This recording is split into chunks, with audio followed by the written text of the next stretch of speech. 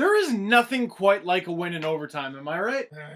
I'll trade Rick Nash for commissary in the fourth. Trust me, he loves overtime. He just can't handle it when it's at 1 in the morning. And then, yes, please do. What a great goal! Dude, Crazy throwing waffles. who are you? Optimus Prime. Leafs win 4-3 in overtime over the Edmonton Oilers. And they don't seem to like to make it easy on themselves. About 20 seconds into the game, Lupul snipage. Taking the sauce from Kessel, Keith Ollie gets the other assist, but Bozak on this play. He gets in Schmid's face without running interference, which opens up a lot of room for Lupul snipage. So Bozak obviously no point on the play, but he played a big part. Less than a minute later, Cody Franzen. Dat pass. Beautiful feed to the Lombardini. Very Caberlet-like, if I may say. Freezes Happy Bowl and he scores. It's 2-0 Leafs about a minute and a half into the game, so this one's wrapped up, right? Don't be stupid, it's the Leafs. The Oilers are able to take advantage of a poor read from James Reimer, and sniper, top scorer, Ben Eager brings it back within 1. You know what though? Eager has 7 goals this year. He had 7 last year and 7 the year before. Career high of 11 the year before that. For a guy that does what Ben Eager is expected to do, that's not bad. And this is the whole thing about goons in the NHL and oh, they're dying off and the game is changing.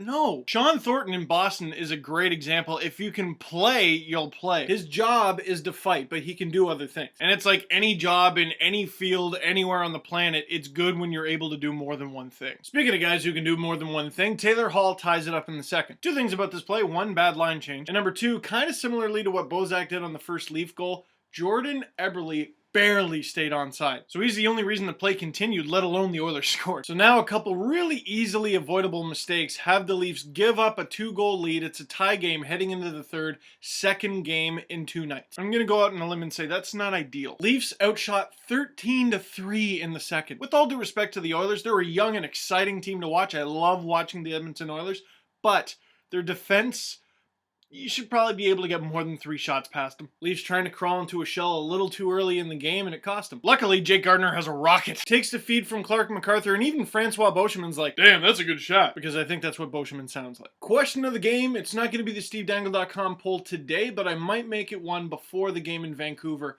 What grade would you give Jake Gardiner on his rookie season so far? Because he had 1 very short demotion and he's been a healthy scratch on some nights. But on most nights, he's playing upwards of 20 minutes a game on the power play and the penalty kill. He's played well over 20 minutes for the last 5 games, 24-18 in this one, and the least he's played in the last 5 games is 21-15. Now, an easy rebuttal to that is the Leafs have sucked over that stretch, and the last time he played under 20 minutes was the Leafs' last win against the Edmonton Oilers. On pace to finish the season with about 25 to 30 points. That's not bad for any rookie, let alone a defenseman. I will give him a B, maybe plus. I'm not sure. You know what? I'm going to be firm. Just a B. Still respectable, but it's no plus. But you know who I give an A to? Awkward transition? Jordan Eberle. Beautiful snipe on Reimer glove side. This one's tied up with less than 5 to go. A scout once taught me about a stat he calls clutch scoring, and I don't remember exactly how he categorized it, but he mentioned that Eberle's was ridiculous. I gotta talk to him. I'd love to know what it actually is. Overtime. So hey, they got a guaranteed point, but when you cough up 2 separate leads to the 29th ranked team in the league, you should probably get both. They almost screw it up in overtime with a huge giveaway, but Dion Phaneuf, chugga down the ice, lifts the stick of Ryan Whitney, away we go. I promise to never use chugga in a video ever again. Odd man rush going the other way, and I feel like if Joffrey Lupul worked at a food bank, no one would ever be hungry. Because he feeds everybody, and it's always delicious. Connolly with the tip-in, his first goal since January